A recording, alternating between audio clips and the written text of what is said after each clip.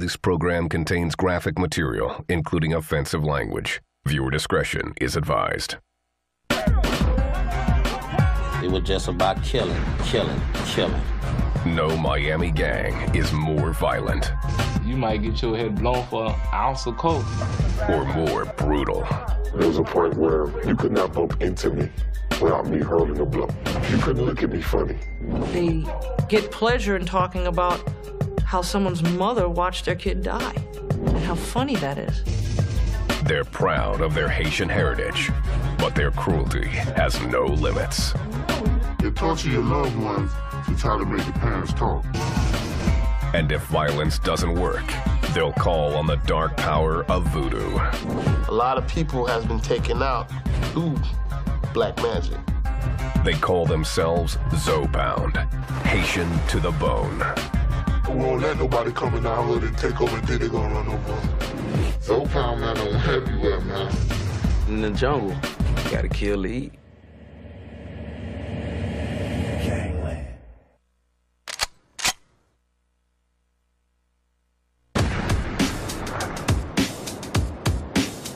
Miami. This South Florida city is famous for its Latin flavor, Art Deco buildings, and endless nightlife. It's also a U.S. gateway for narcotics traffic from South America and the Caribbean, with one of the highest crime rates in the nation.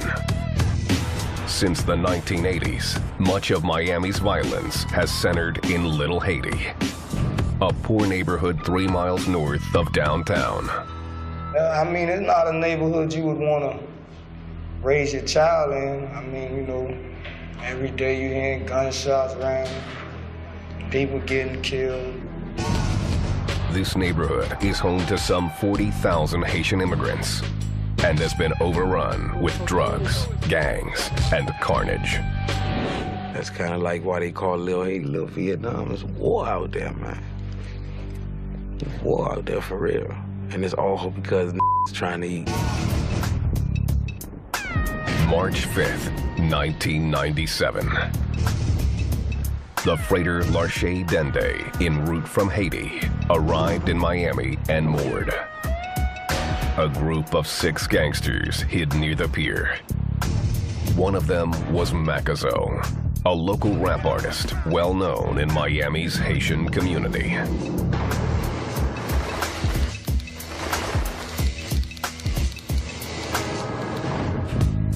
He was also known to be a leader of one of Miami's most feared gangs, Zopound.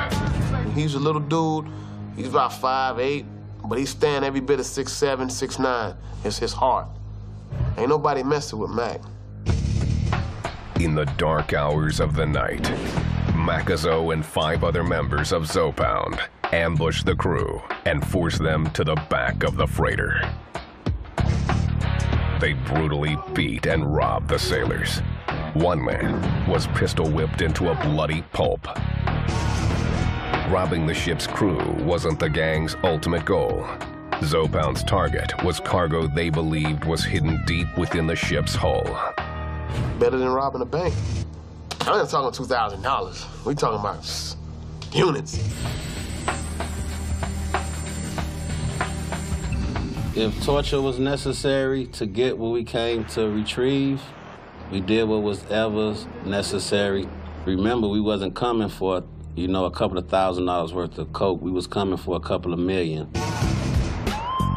Zopound is a secretive gang known for this type of piracy, home invasions, torture, and murder. When it don't stop till the casket drop, it's like we don't stop hustling till we die, man. It's something that like we believe in. This Zopound member, Blind, has been in a gang since 1987.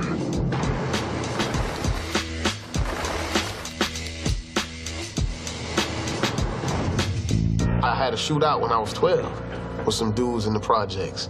One dude took a radio from my homeboy Baby at the time, and we got in a shootout. I remember that the first time I ever seen somebody shoot at somebody. Y'all just gonna have me walking through the hood. Blind moved to Miami in 1978 with his parents. As a new immigrant, he struggled to fit into American culture. My parents didn't speak the language. The culture was totally different. It was like hard on me as a child, you know? Zopound gave Blind something he lacked: power. There's power in unity, you know?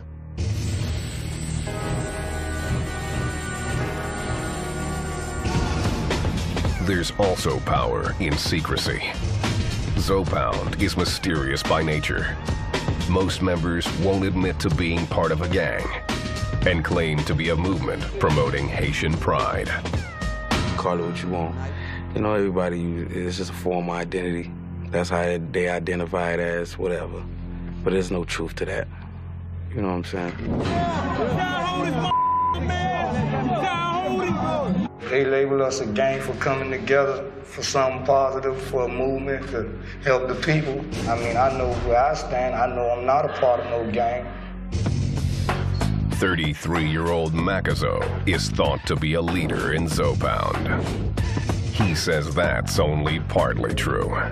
And I won't say Zopound has no leader, because really all of us are leaders. We all are leaders in our own way. Macazo moved to Miami with his immigrant parents in 1976. Since he was 16, he's been in trouble with the law. Macazo has been charged with crimes ranging from drug possession to armed robbery and murder. Well, I mean, I had my brush in with the law, but, you know, I ain't no saint or nothing like that, but, you know, I'm just on another level. Local authorities say that the gang uses its code of secrecy to cover its illegal activities. If they feel like they've been investigated or looked at, they'll change their names. Not like you get in California, New York, where once you're part of this gang, you're in that gang for life. Their secret culture means even the gang members have conflicting stories about the meaning of Zopound's name. Kenny K, a Zopound member who grew up in Little Haiti, says it's about ethnic pride. The word Zo, you know, it was a slang in our hood for Haitians. Zo in Creole really mean bone. They were saying we had hard bones. You know, so we took that, being proud to be Haitian. Jean is one of Zopound's founders and gives a more explicit definition. And excuse my vernacular, but if you're called Zo, then you're called the Haitian big tough. You got Haitians with a pound of drugs, and that's how you got them. Zopound. Jean asked to have his identity concealed. The son of Haitian immigrants, he says he started Zopound in 1990. Unlike other members, he denies that it's anything other than a criminal organization. That was not no Haitian movement. It was a lick.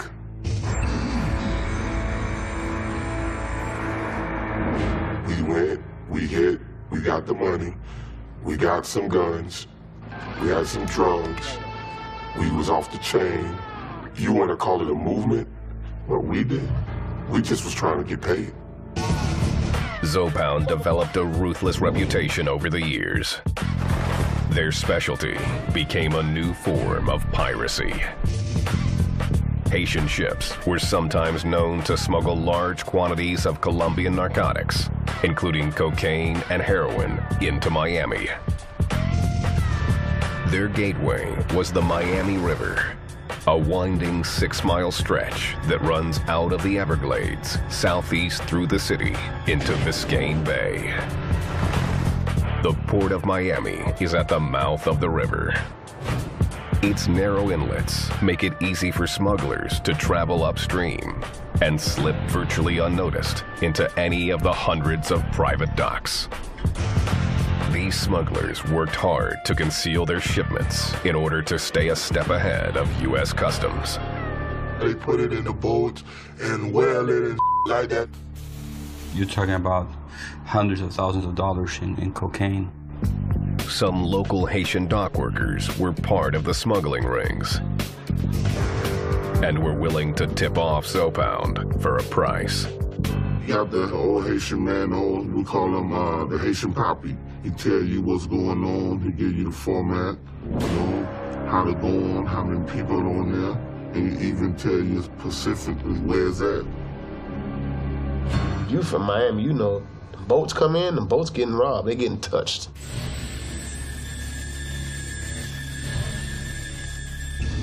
That was a normal occurrence, I mean, on the ports. The boats were easy marks, and the robberies were rarely reported.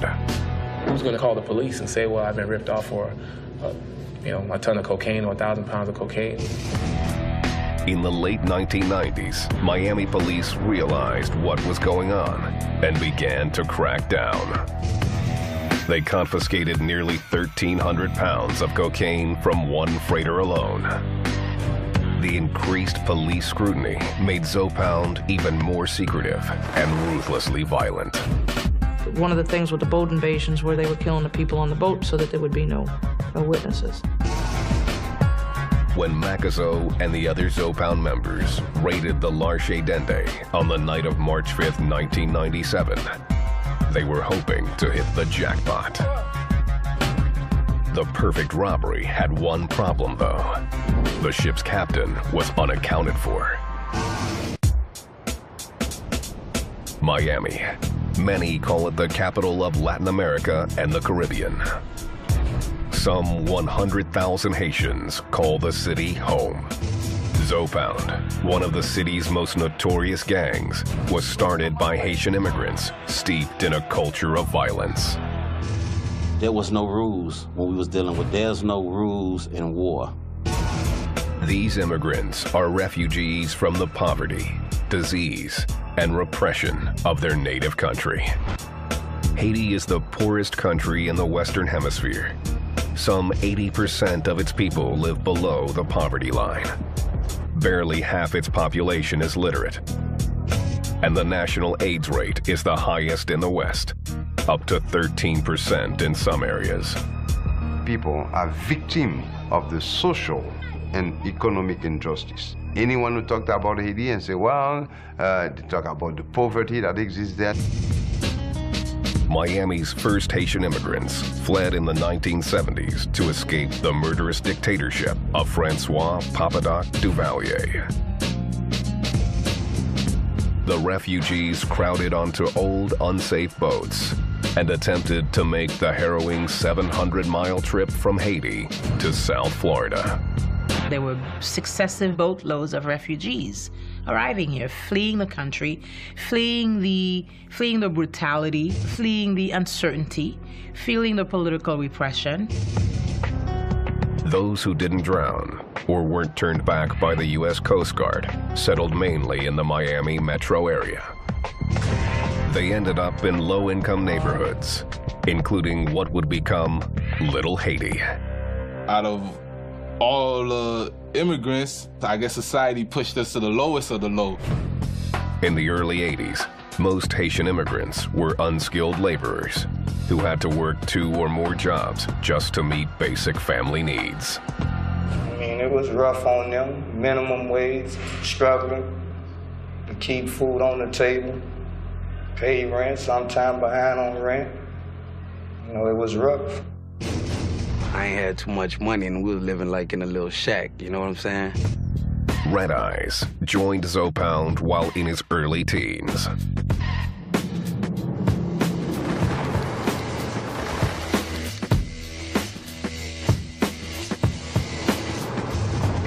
As a child, he and his friends had trouble fitting in with other kids in the neighborhood. You know, the American kids, they was wearing jeans and the sneakers and the fly Jordans, et cetera, et cetera. You know, so when you looking at that, you go to wanting that. The Haitians were often bullied by other children.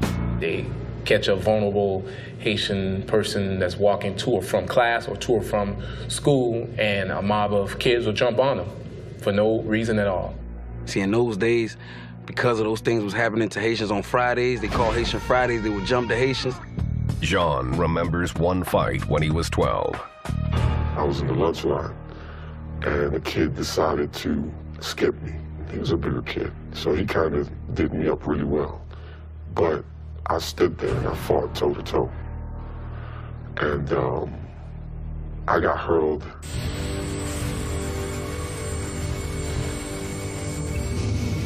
I mean, I was called Haitian, stank, cat eater, everything under the sun.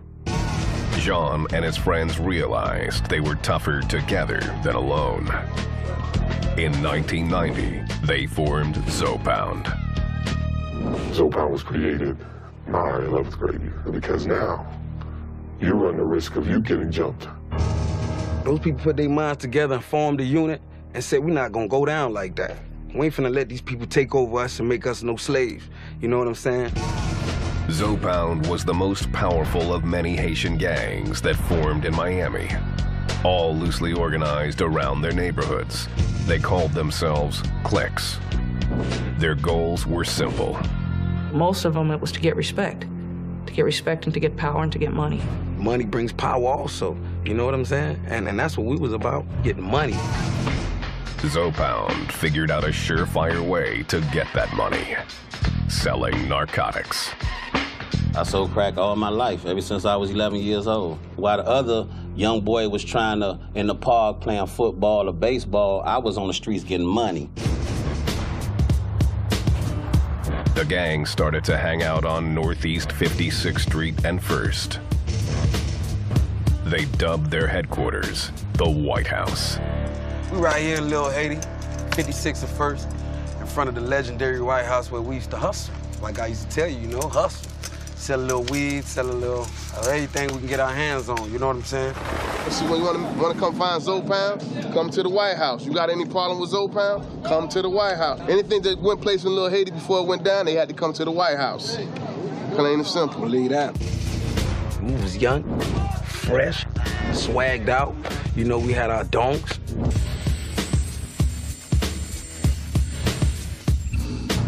Everybody with their candy paint.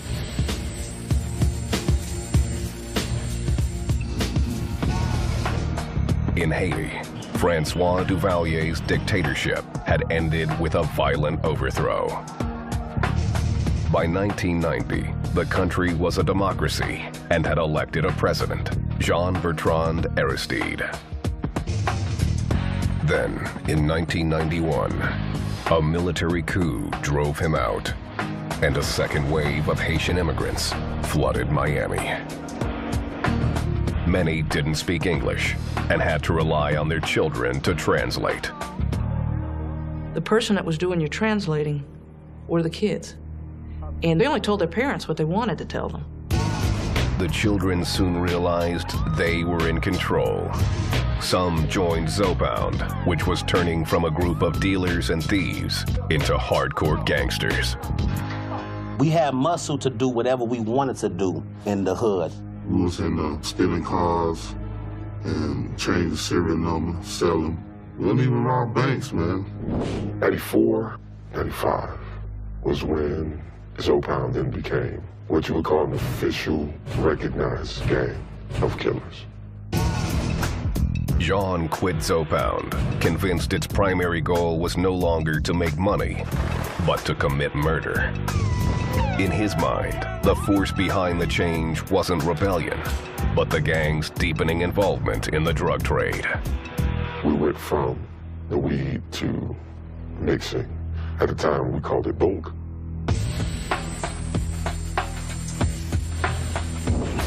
By 1997, Zopound had a favored method of getting drugs, pirating boats that smuggled Colombian cocaine. The Colombians started setting up a hub in Haiti because they saw an opportunity to get their drugs to the United States through using these Haitian vessels. The Miami River, with its miles of winding waterways and numerous available docks, was a natural setting for the smugglers. It was easy. Come in, offload, and everybody's happy. It also offered easy pickings for Zopound. Crew members that fought the pirates were beaten, tortured, and sometimes killed. Oh, people lost ears and fingers and certain body parts, you know, to pertain the answers to what we needed to know. Zopound established a fierce reputation on the streets, even among the hardest gangsters. I have not found a group that's not afraid of them. Our Latin groups I tease with, why don't you set up shop back here? And they'll look at me and are you nuts? those Haitians will kill you. One Haitian gang, the Street Action Posse, or SAP, tried to challenge Zopound and paid a heavy price. Yeah, a little bird flew over to us and told us that they was gearing up to come kill us. And they came and got what they asked for. February 8th, 1996. SAP triggered its attack on Zopound. They planned a hit on the Zopounds, an ambush. For some reason, the Zopound had gotten wind of this. Someone had tipped them off. And they laid an ambush waiting for the SAP boys to show up. They had nothing better to do but try to with some who was doing some real who was getting some real money, and they wanted part of it. When SAP rolled into Zopound's neighborhood at North 56th Street and Miami Place, a fierce gunfight erupted. They shot at some of my boys, whatever, and we retaliated, shot at them. 22-year-old Rovington Roll was one of the SAP gangsters involved. He jumped out of the car to get a better position and met a hail of Zopound bullets. The driver stayed as long as he could, and he pulled off while the dog was trying to go back in the car. You know, it was an ugly sight then, you know? He died with his gun right there. It hit him by over 130 times, and there were about 200 shells out there. It turned to corned beef hash, man. Breakfast. The SAP boys left Roll to die on the street. They just left him behind. No one stayed around to render him aid. Miami police got a tip that one of Zopound's leaders, Macazo, may have been the trigger man who fired the fatal shots. One individual told me that it was in fact Macazo that actually shot Mr. Roll, as Mr. Roll was actually trying to flee. But that was never confirmed. No one from Zopound, including Macazo, was ever charged in connection with Roll's death. The reason? They were a violent group, a violent gang, but nonetheless, in this particular instance, they were ambushed. Zopound remained firmly in control of Miami. There wasn't no problem because we wiped that problem out as soon as it came up. Miami, 1996. Zopound, the most secretive and violent Haitian gang in the city, was operating out of its headquarters on 56th Street, or the 5-6. When you gotta come through 5-6?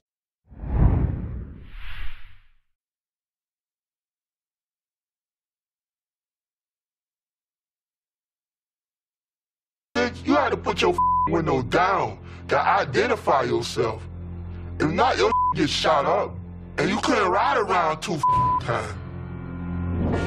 Your get shot the up. Zopound didn't care where they staged their shootouts or who might be killed. One notorious incident took place near a North Miami Beach swimming pool. Said there was like 67-year-olds getting swim lessons in the pool as rounds are going back and forth over their heads. And there was 64 rounds left on the scene. Some members of Zopound publicly deny they are a gang, claiming police are unfairly branding them. They put the label on us as far as being a gang, but that's not what the movement was about. It was just about standing up for our people, making a way for our people. As part of its culture of secrecy, Zopound has a long history of shunning traditional gang behavior. We don't believe in throwing up no retarded gang signs. That's retarded. There are no beat-ins for new members or mandatory tattoos. It's not like, you know, with the crowns and the pitchforks and the bunnies and the champagne glasses. They don't do that. The only colors they fly are the colors of Haiti. We don't have no colors. A lot of my friends, they like to represent their Haitian flag that represent their country. This is what we represent. This is what all of it mean right here. This flag said right here. La union fait la force, which means when you unite, when you click up, join up as one, that's powerful. Zopound says what holds the clique together is the special bond among its members. While some have more power than others, there is no one leader. It's unity, it's family, it ain't no boss. Everybody their own boss. You feel me? It's like, you got something, you got something, you got something, I got something. To Zopound, putting in work is all that matters if you want to make a name for yourself. For the new people coming, you want to work, you want to work. Everybody want to hustle, everybody wants some kind of income. But by you showing your loyalty and your dedication, make you step up to different ranks. Loyalty and dedication often translate to random violence. One of the gang's preferred methods of payback, drive-bys. They called it riding. Riding meant you go out to look for people to kill. And they just drove around until they found the people they wanted to kill. But if you shoot at me, I'm gonna shoot at you back. I ain't gonna come out there with no knife. Zopound drive-bys feature a barrage of shells, designed to make a statement as much as to kill.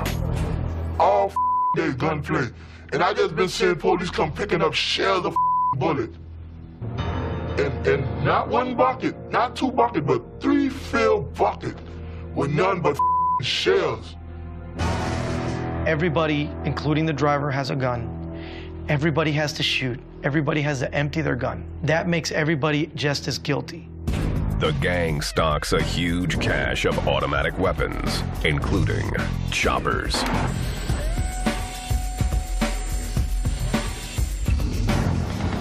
And they say the chopper, because whatever comes in the way, get chopped up. That gun is an epitome of power. It shoots a big round and does a lot of damage. That's a weapon of choice. Zopound doesn't always simply shoot their enemies or victims. Torturing them is often more effective. They have learned that violence controls people. If you're terrified of me, I'm going to get what I want, one way or the other. Zopound finds frightening new uses for common household items. People that was with me, whatever, they done plugged up the iron. You know, if you wrinkle, we'll straighten you out. You know? Get the irons heated up, and they do some up. They get people daughters, people kids, torture them, trying to make the mama talk, torture the mama, torture the daddy. They torture your loved ones to try to make the parents talk. Even a simple teaspoon can become a torture device. No, we ain't have no iron. We had to use a spoon or something, put it on the stove or whatever. You get that hair smell first, and then you get that, like, a burnt meat, like, you know, kind of smell. Trust me, man, I done seen killers, man, run out the room like, man, I don't want no parts of that, man. You know? These gangsters have no fear of law enforcement. You gonna put me in jail? So what? Even the threat of the death penalty means nothing. And their mentality is, if I kill you, what can the state do to me? They can kill me. So once I've killed you, if I kill 14 more people, what can the state do to me? They can only kill me one time. Zopound does fear one thing, the mysterious power of voodoo. Voodoo, which originated in Africa, is practiced widely by Haitians. Voodoo is a religion, and is a tradition, is a way of life, is a social life. The ways of voodoo often breed more violence. Yeah, they got people sell their soul to come up. 1 minute you see a mother broke, they sell their soul while they go to the witch doctor, to the voodoo lady, but they gotta bring a sacrifice, like bring a child or something and stuff like that. So you selling your soul and selling somebody else's soul for your soul. Many Zopound members believe it gives them protection during gang warfare. My friend was in the car, and someone drove up on the car and shot the car like 10 times. And he showed me a little scratch, and he said the bullet went through him, but the voodoo protected him. If you believe in something, and if you go and commit a murder and you didn't get caught, it worked, didn't it? In your mind. The gang's members often consult priestesses of voodoo before committing their crimes. They'll tell them, I'm gonna go kill somebody and I need the spirits to protect me and this is what I want. They'll sew them something together or they'll draw them something and they'll charge them $1,000, $2,000, $3,000 for these items. And here it is, this will protect you. Police have seen the power of voodoo work in their favor. We were interviewing a young man for a homicide, and he wouldn't confess, wouldn't talk to us. Mother came in. She was a practicing voodoo priestess. She came in with a big, giant red ruby ring, and they started rubbing it, and they said a prayer, and she said, they cannot touch you. Tell them what happened. And he went on to give us a full confession of the homicide. Needless to say, he's in jail. He's been found guilty, and it didn't work for him. In the end, Zopound respects the one thing they feel is more powerful than they are. I don't necessarily believe it, but he do. You know, so, you know, I don't with the voodoo at all. Point blank, period. It's nothing to be played with whatsoever. Miami, Florida, 1997. Zopound, the city's most powerful and vicious Haitian gang, had developed a unique way of making money, robbing ships docked along the Miami River. Storming them, much like pirates, although they came by land, but they're like pirates. And it was stuff that you would see out of a Chuck Norris movie, yeah. The freighters often carried millions in illegal drugs stashed in their hulls.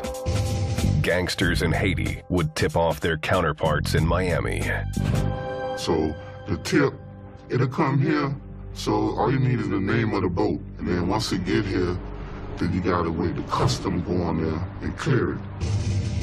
One boat, I know they hit for about 300 keys. Now with the big lick. The street value of these hauls often ran into 7 figures. Millions of dollars, man. It's my man done. Like I say, you could wake up with $5 in your pocket and go to sleep with 2-3 million, or maybe more. That's the kind of score Zopound was hoping for when it ambushed the freighter L'Arche Dende on March 5th.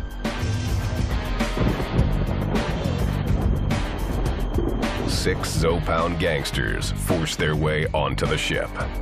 According to Kenny K, they were well prepared. A few of my friends politely invited themselves on the boat, and they had blowtorches. Before turning blowtorches on the ship's hull in search of hidden drugs, Zopound subdued the boat's crew, robbing and brutally beating them. In the chaos, the ship's captain jumped overboard. He swam to shore and quickly called the cops. The police came and a few of my guys got arrested, you know, had them on the news, you know, accused them of being pirates. The Miami police caught a big break that night. One of the men they arrested turned out to be one of Zopound's leaders, Macazo. He was caught as he was fleeing. He caught quite a few charges from what stemmed on that boat invasion. Macazo was charged with burglary, armed robbery, and use of a deadly weapon. But even with Macazo in jail, the terror on the docks continued. These guys were violent. They won't give anything out. The only thing that they would give you is a hot piece of steel from a gun. July 14th, 1997. Pirates attacked the transport ship Vanderpool Express at a Miami dock on Northwest 30th Avenue. Miami police found 4 crew members dead on the scene. A 5th man was found alive, blood gushing from his slashed throat. He died later at a hospital. Vanderpool Express was a very ugly homicide. Miami authorities immediately suspected Zopound, but there wasn't enough evidence to link the gang to the murders. there were also no witnesses. Zopound became even more brazen in its efforts to steal drugs. They started a spree of home invasions. We speculated the fact that the drugs came from the boats and it was dropped off to these stash houses, and then that's when the home invasion robberies were being done. The gang would get tipped to homes where drugs and cash were being stashed. A Haitian gang member in Haiti would get information that a person was coming to the States with money. They would contact their contact in the American Haitian gang, and they would set up a home invasion. They don't normally go into Joe Schmo's home. Most of their home invasions are not random. The targets are normally they've been staked out. This Zopound member remembers a long and uncomfortable stakeout. 48 hours straight in a car, pissing in, the little Gatorade gallon, whatever, pissing it up, man, just to get this money. Zopound's home invasions were swift, terrifying, and usually featured torture. He'd kick in the door, hold everybody hostage.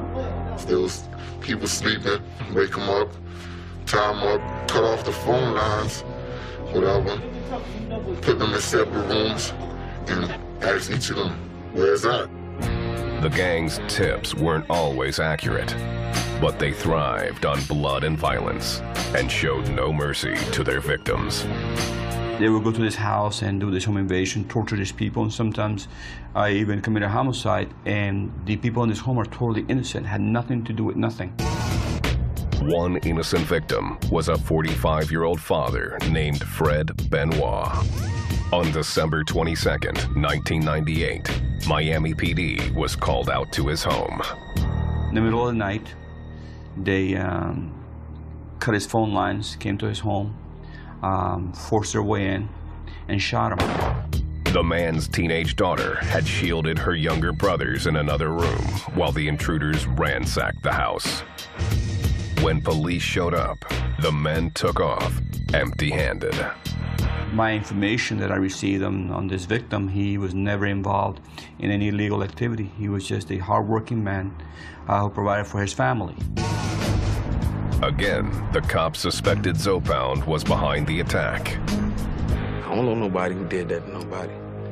You know what I'm saying?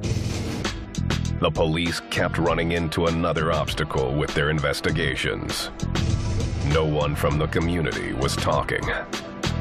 The only time that these get reported is if somebody gets hit, or if a neighbor happens to call. And in some of the neighborhoods, the neighbors don't call. By 1999, Miami police were frustrated by Zopound and called in the FBI to help set up a series of sting operations. We started setting up home invasion robbery scenarios, actually going out there and setting up houses with, kilos and money. The traps worked, but one big fish got away. Just 1 month after his arrest for the attack on the L'Arche Dende, Macazo was set free from jail when a judge threw out his case. The Zopound leader was back on the streets. Well, lawyers do what they supposed to do. They beat the case, and and the DEA been hot ever since then. Miami, 2001. After years of senseless killings and home invasions, an FBI-led task force set elaborate traps for Zopound and began putting away some of the city's most violent gangsters. The sting operation involved federal, state, and local authorities and was dubbed Operation Riverwalk. The goal, to end the violent crimes attributed to Zopound. They literally closed down the Miami River for drugs. Close it down. The authorities say that Zopound is keeping a lower profile for now. I don't believe personally that the Zopound continues to involve in any kind of activity, at least not to make themselves notorious. Some members like Blind and Red Eyes remember the gang's most brazen era. Any given time in Little Haiti, man, you can find somebody dead on the corner. Sometimes you can find cars with multitudes of people in it dead, you know, but that's what took place in the hood. Used to be out here like you can imagine.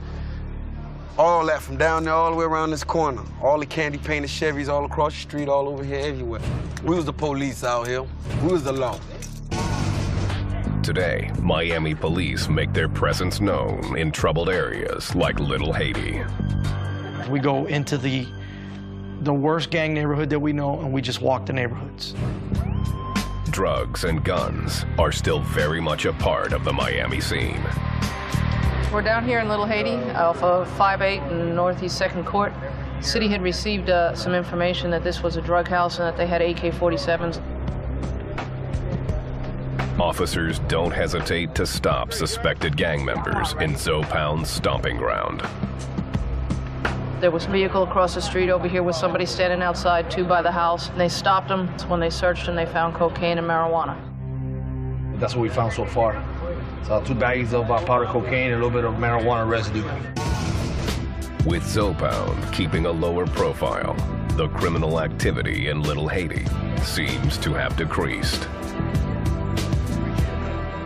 Send me somebody, Jody. Welcome to Miami. Okay, my guy was asked to kick off his shoes. When we did, we noticed a little something in the shoes. I guess this is why my guy, jumps high and runs faster, because the shoes will get you higher. This type of aggressive law enforcement may have lessened Zoe Pound's dominance of Miami. But that doesn't mean the gang is no longer a threat. It's still suspected that they're maintaining the importing and exporting of narcotics that they always have. Zoe Pound has expanded outside of Miami into other parts of Florida and beyond. They shifted north, by and large.